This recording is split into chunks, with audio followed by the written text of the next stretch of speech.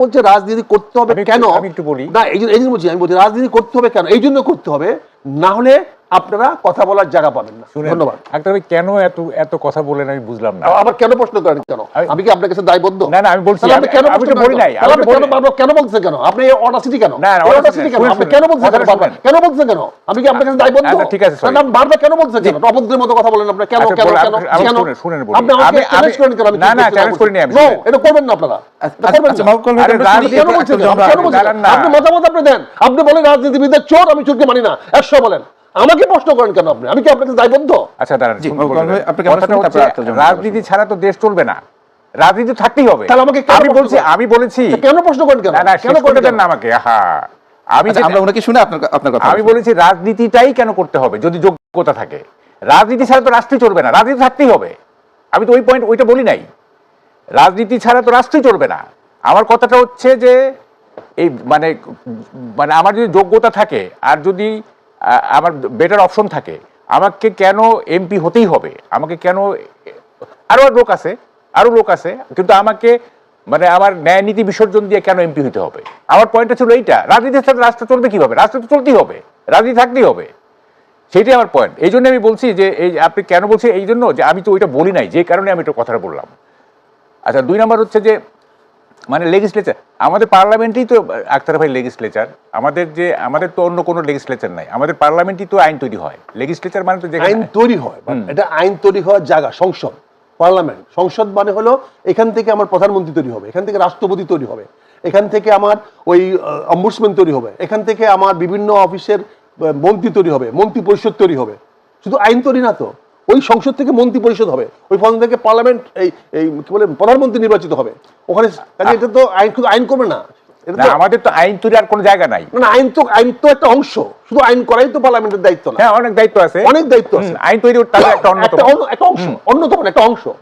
আইন অংশটা এমপিদের হ্যাঁ বা না ভোট দরকার, আইনটা নির্বাহী করে। জি বলুন। আচ্ছা, সেটা হচ্ছে যে এই যে এমপিদের যে এই যে কনস্টিটিউয়েন্সিতে যে ডেভেলপমেন্ট ওয়ার্কটা, এই ডেভেলপমেন্ট ওয়ার্কের সঙ্গে থাকার কারণে হয় কি, তাদের যে মেধাটা বা তাদের শ্রমটা, তাদের সময়টা কিন্তু ভাগ হয়ে যাচ্ছে। ওই সময়টা যদি তারা পার্লামেন্ট কেন্দ্রিক যে সমস্ত কাজ, বিশেষ করে ল ফ্রেমিং এর ব্যাপারটা, এই জন্য লেখাপড়া করা দরকার। দেখেন, আমাদের এমপিরা কিন্তু কোনো তেমন লেখাপড়া করে না।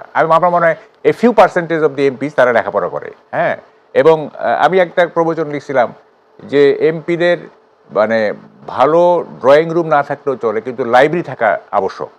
হ্যাঁ, কারণ তার সবসময় দেশ স্টাডি, হ্যাঁ, কোথায় কি সারা পৃথিবীতে কীভাবে আইন তৈরি হচ্ছে, বা আমাদের দেশে কোন আইনটা উপযোগী হইতে পারে, কীভাবে আইন ল ফ্রেম করলে পাবলিককে সার্ভ করা যাবে, এইসব নিয়ে তাদের ভাবা উচিত। কিন্তু আমাদের এমপিরা কিন্তু সবসময় ভাবে যে ঢাকা থেকে এলাকায় ছুটে গিয়ে এলাকার নানা রকমের তদবির হ্যান্ডেল করতে হয়, নানা রকম মামলা হ্যান্ডেল করতে হয়, নানা রকম কতগুলি প্রতিষ্ঠানে তারা চিফ, এতগুলি প্রতিষ্ঠানে চিফ থাকার কারণে তার সময়টা তো ওইখানেই চলে যাচ্ছে সব। হ্যাঁ, এলাকায় গিয়ে সে নানা রকম তৎপরতায় থাকে। ফলে এই যে তার মূল কাজ, যেটা এমপির মূল কাজটা তো হচ্ছে আপনার আইন প্রণয়ন করা। এইটা সাবসিডি। নতুন বন্দোবস্তের রাজনীতিতে আপনি কি একই বিষয়গুলো দেখছেন কিনা? সামনে কি হতে যাচ্ছে আপনার অ্যানালাইসিস কি বলে? না, আমি তো দেখি ওই গুম খুন ছাড়া, গুম হচ্ছে না, সরকারি বাহিনী কোনো খুন করতেছে না, সরকারি বাহিনী খুন হচ্ছে, প্রাইভেটলি হচ্ছে, এই দুই একটা জিনিস ছাড়া তো আমি কোনো মৌলিক পরিবর্তন হয়েছে বাতিল করেছে। নির্বাচনের তারিখ যেখানে ঘোষণা হয়ে গেছে, উনি নির্বাচনের একটা প্রার্থী, বগুড়াতে উনি প্রার্থী হবেন। তাছাড়া ওনার দল সমগ্র বাংলাদেশে নির্বাচন করবে। উনার যে কোনো সফর যেখানে যাক, সবতে নির্বাচনের প্রচারণায় কাজ করবে। এটা উনি তো রিয়েলাইজ করলেন না। এবং আমার ভাই যে কথাগুলো বললেন, যে নির্বাচনের যে প্রক্রিয়াগুলো বললেন, আমি ওনার সঙ্গে একমত।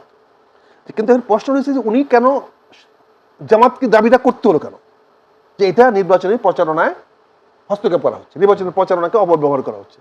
তারপরে উনি বাতিল করেছেন, আমি ধন্যবাদ জানাই। যে কোনো ভালো চিন্তাকে আমি ধন্যবাদ জানাই, যে কোনো ভালো সিদ্ধান্তকে আমি ধন্যবাদ জানাই। তারেক রহমান সাহেব সেই সিদ্ধান্ত নিয়েছেন, উনি একটা যুগান্তকারী পদক্ষেপ নিয়েছেন, আমি তাকে আবার ধন্যবাদ জানাচ্ছি। এখন জামাত ইসলাম বারবার বলছে এই সরকার হেলে যাচ্ছে, এই সরকার সরকারের প্রশাসন যন্ত্র। ডিসি এসপিরা নিরপেক্ষতা বজায় রাখছে না, টিওনো ওসিরা নিরপেক্ষতা বজায় রাখছে না। জামাত ইসলাম তো বলছে না যে তুমি আমার দিকে আসো, সে বলছে তুমি নিরপেক্ষ থাকো, তুমি অন্য দলের প্রতি আসক্ত হও না। কিন্তু আমরা কি দেখতে পাচ্ছি, তারা কি দেখতে পাচ্ছি, আমাদের আর্মি, নেভি এবং সমস্ত বেসামরিক সামরিক সকল লোক একদিকে হেলে যাচ্ছে, এবং দেখা যাচ্ছে দল বেঁধে বেঁধে গিয়ে এখন একটি বড় দলের নেতার সামনে দেখা করতেছে, এবং তারা আগামী দিনে প্রত্যাশা পূরণ করার জন্য কথা বলতেছে, এজিব যেন উনি ইলেক্টেড হয়ে। অনেকে বলেন স্বপ্রণোদিত হয়ে অনেকে এরকম করছেন, হয়তো ভবিষ্যৎ কোনো কিছু কিন্তু এইগুলা যারা এলাও করতেছেন তারা কি নির্বাচনকে প্রভাবিত করতেছেন? সাধারণ মানুষ কি দেখবে যে সমস্ত ঢাকার সাংবাদিকরা গিয়া ওখানে পুলিশ করে আসছে, সালাম দিয়ে আসছে, তাহলে রাজা সিলেক্ট হয়ে গেছে, আনুগত্য প্রকাশ হয়ে গেছে। ব্যবসায়ীরা দল বেঁধে বেঁধে গিয়ে একটা অফিসে গিয়ে আনুগত্য স্বীকার করে আসতেছে, বলে আসতেছে, তার মানে সিদ্ধান্ত হয়ে যাচ্ছে মনে হচ্ছে যে তিনি আগামী দিনের কর্ণধার হয়ে যাচ্ছেন।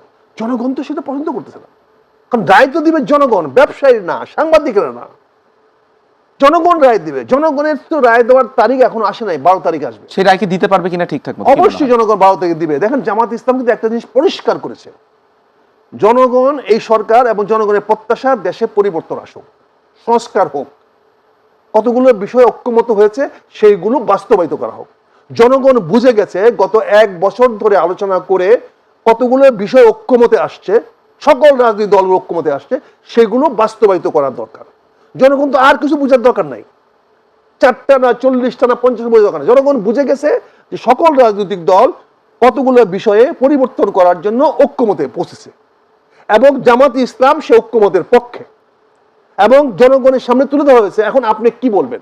জনগণ বলছে যেখানে সবাই ঐক্যমত হয়েছে সে হাঁ বুটে তারা আসতে পারে, কারণ সবাই, সকল রাজনৈতিক দল যে বিষয়ে ঐক্যমত হয়েছে সেখানে হাঁ। আর এর বিরুদ্ধে যদি কোনো রাজনৈতিক দল না বলে তাহলে তারা প্রকাশ্যে বলুক, তারা প্রকাশ্যে বলুক যে আমরা ঐক্যমতে না ভোট দিব না, আপনারা না ভোট দিয়েন না। জামাত ইসলাম মনে করে যে জামাত ইসলামের ভোটের পাশাপাশি ঐক্যমত যে আমরা সিদ্ধান্ত নিয়েছি এর হ্যাঁ ভোটটা দেন, এটা জামাতে ইসলামের প্রকাশ্য অবস্থান, এখানে কোনো রাগ ঢাক নাই। যেহেতু সকল রাজনৈতিক দল মিলে সিদ্ধান্ত নিয়েছে তারা কতগুলো রাষ্ট্রীয় পরিবর্তন আসবে, তার মানে কিন্তু জাতীয় সংগীত পরিবর্তন নয়, তার মানে কি সংবিধান ছুঁড়ে ফেলে দেওয়া নয়, তার মানে কিন্তু জাতীয় সংগীত পরিবর্তন নয়, তার মানে কিন্তু 71কে অস্বীকার করা নয়, কিন্তু বলা হচ্ছে আমরা এর মধ্যে কিছু সংস্কার আনবো, কিছু পরিবর্তন আসবো। যেহেতু সকল রাজনৈতিক দলগুলো মিলে একটা চার্টার সাইন করেছে, জুলাই চার্টার বলে একটা সনদ বলে, জুলাই সনদ চার্টার করেছে, এইটা মানুষ মানে কি মানে না এইটা মানুষ স্পষ্ট। যদি কেউ বুঝতে না চায় সেটা তার ব্যক্তিগত ব্যাপার, কিন্তু বেশিরভাগ মানুষ আমরা মনে করি যে মানুষ সচেতন, মানুষ এই ব্যাপারে স্পষ্ট অবস্থা নিয়ে নিয়েছে যে সকল রাজনৈতিক দল যে বিষয় ঐক্যমত হয়েছে সেটা অবশ্যই দেশের জন্য মঙ্গল হবে।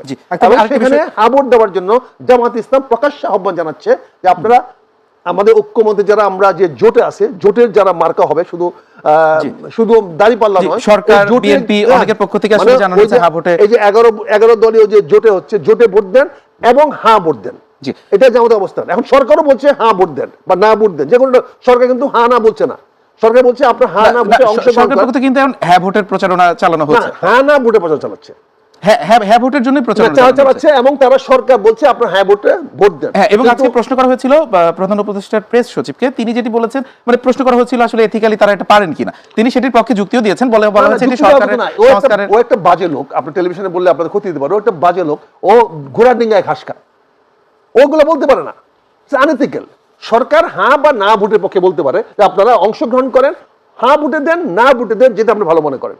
কিন্তু আমাদের জামাত ইসলাম এবং ইসলামী ঐক্যজোট এবং অন্যান্য সহজেই 8 দলীয় 11 দলীয় যে ঐক্যজোট হয়েছে তাদের অবস্থান পরিষ্কার, তারা তাদের স্ব মার্কার ভোটের পাশাপাশি হ্যাঁ ভোটে ভোট চাচ্ছে। এর বাইরে আমি জানি না অন্য কেউ না ভোটে চাচ্ছে কিনা। যদি কোনো রাজনৈতিক দল না ভোটেও তাদের পদকে, তাদের প্রতীকের পাশাপাশি না ভোটেও ভোট চায়, তাহলে তারা বলুক, তারা জনগণের সামনে বলুক, আমাদের তো কোনো আপত্তি নাই, জনগণ সিদ্ধান্ত নিবে হ্যাঁ ভোট দিবে না ভোট দিবে। তবে আপনার মাধ্যমে আবারও তারেক রহমান সাহেবের কাছে অনুরোধ করবো, আবেদন করব, আপনি গতকালকে বক্তব্যে বলেছেন কোনো প্রতিহিংসা নয়, কারো প্রতি বিদ্বেষ নয়। আমি অনুরোধ করব বিনীতভাবে আপনার কাছে, এই ছেলেটির বহিষ্কারের দয়া করে তুলে নেন। এটা খুব অন্যায় হয়েছে, অবিচার করা হয়েছে ছেলেটির প্রতি। নাসির ঢাকা ইউনিভার্সিটির উদীয়মান ছেলে এবং তার বাড়ি সরারচর, সেখানে মানে বাজিতপুর থানায়, মহাসচিব নিজেও জানেন। তার এই প্রত্যাহারটা তুলে নেওয়ার জন্য আমি আজকের অনুষ্ঠানের মাধ্যমে আমি জননেতা তারেক রহমান সাহেব অনুরোধ করবো, যেহেতু উনি বলেছেন প্রতিহিংসা নয়, কারোর বিরুদ্ধে আর কোন রকম অ্যাকশন নয়, কাজে আমি এটা বলবো এই ছেলেটার প্রতি অবিচার করা হচ্ছে সেটা যেন তুলে নেওয়া হয়। কিন্তু আপনি তো এখন সেই দলে নেই, আপনার সেই কথাটা গ্রহণ করবেন কিনা?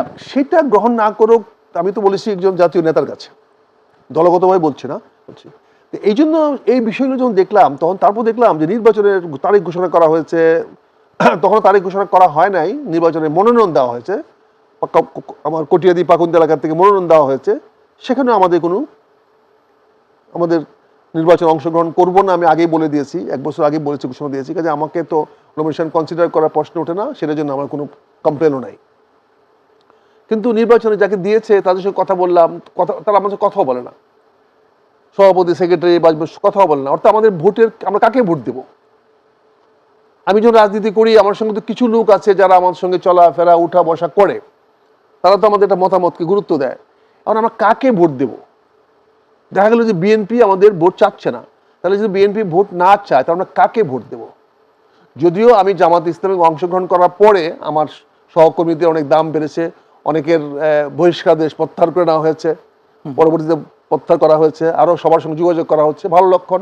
আমি তো কাউকে আমার সঙ্গে আসতে বলি নাই, এখন পর্যন্ত আমি আমার কোনো সহকর্মী কোনো বন্ধু কাউকে বলি নাই আমার সঙ্গে আসো বা জামাত ইসলাম। আপনাকে যদি আবার ডাকে আপনি যাবেন কিনা? আমার তো যাওয়ার প্রশ্ন ওঠে না। আরেকটা প্রশ্ন আপনার কাছে আমি এখানে শেষ করে নিচ্ছি একটু। আচ্ছা জি। কাজে এখন আমার এই বন্ধুদেরকে, আমার সহকর্মীদেরকে, আমার সাথীদেরকে ডাকছে, তারা তাদের ইচ্ছা, তারা কোথায় যাবে না যাবে তাদের সম্পূর্ণ ব্যাপার। কিন্তু আজকে চিন্তা করে দেখেন, এতদিন ডাকলেন না, এখন আপনার প্রয়োজন পড়ছে, এখন তাদেরকে আপনি ডাকতেছেন। এই যে স্বার্থের রাজনীতি, এই লোকগুলাকে আগামী দিনে কোথায় স্থান দিবেন? তাদেরকে হয়তো ভোটের বাজারে ব্যবহার করবেন, হয়তো তাদেরকে ভোটের জন্য নিয়ে যাবেন, নিয়ে যান, আমার কোনো আপত্তি নেই। তারা যদি ধানের শেষে ভোট দেয় আমার কোনো দুঃখ নাই, আমার আপত্তি নাই। কিন্তু রাজনৈতিকগতভাবে, চারিত্রিকগতভাবে আমি বিএনপির সঙ্গে থাকতে পারলাম না। আমি যখন এই বিষয়টি নিয়ে জামাত ইসলামের কাছে বললাম, জামাত ইসলাম আমাকে সাদরে গ্রহণ করলেন। আমি জামাত ইসলামকে ধন্যবাদ জানাই, সাধুবাদ জানাই, কৃতজ্ঞতা জানাই যে আমার একজন দলছুট মানুষকে, যার কোনো দল নাই, কোনো পরিচয় নাই, যে দলহীন মানুষকে জামাত ইসলামের পতাকা তলে আশ্রয় দিয়েছে। এবং আমি দেখলাম জামাত ইসলামের আদর্শগুলোকে আমার কাছে মনে হলো, আমি বাইরে থেকে অনেক কিছু শুনেছি ওদের মধ্যে, জি অনেক কিছু শুনেছি, কিন্তু এসে ধর কথা বললাম, তাদের গঠনতন্ত্র পড়লাম, তাদের কাউকে বললাম, তখন দেখলাম তারা স্বাধীনতা যুদ্ধের বিরোধী নয়, তারা মুক্তিযুদ্ধের বিরোধী নয়, তারা পাকিস্তানের সঙ্গে সহযোগিতা করেছে, কিন্তু বাংলাদেশের মুক্তিযুদ্ধের বিরুদ্ধে কোনো অস্ত্র তুলে ধরে। আপনি বলবেন, একটি প্রশ্ন আপনাকে জাস্ট যুক্ত করে দিই, মানে আপনি বলবেন, মানে এই আপনাকে আমরা দেখেছি আপনার প্রথম যে পরিচয় বীর মুক্তিযোদ্ধা, তার পরবর্তীতে যদি আপনি যেটি বলছিলেন যে আপনার রাজনৈতিক যে পরিচয় সেটি আপনাকে সবাই আসলে বিএনপি নেতা হিসেবে সবাই চেনে, এবং বিভিন্ন লেখালেখি হোক বা বিভিন্ন কন্টেন্টে আপনি জামায়াতের বিরুদ্ধে সোচ্চার ছিলেন, এবং আপনার এই যে জামায়াতে আসাটা, এটা কি আসলে এক ধরনের অভিমান থেকে কিনা? আর আদর্শিক, আপনার বিএনপির প্রতি যদি অভিমান থেকেও থাকে, আদর্শিক জায়গা যে যে অবস্থানটা, সেখান থেকে আপনি মানে কোনো জায়গাতে আপনি অস্বস্তি বোধ করছেন কিনা বর্তমান অবস্থায়? না, রাজনীতিতে অভিমানের তো কোনো জায়গা নেই, এখানে আদর্শগত বিষয়। আমি যে আদর্শে বিশ্বাস করতাম সেটার সঙ্গে জামাত ইসলামের পার্থক্যটা অনেক কমে আসছে। আমরা দেখেছি 91 সালে আমি বিরোধিতা করেছি জামাতের সঙ্গে রাজনীতি করার আদর্শগত দিক দিয়ে, কিন্তু সেখানে আমার দল মানে নাই।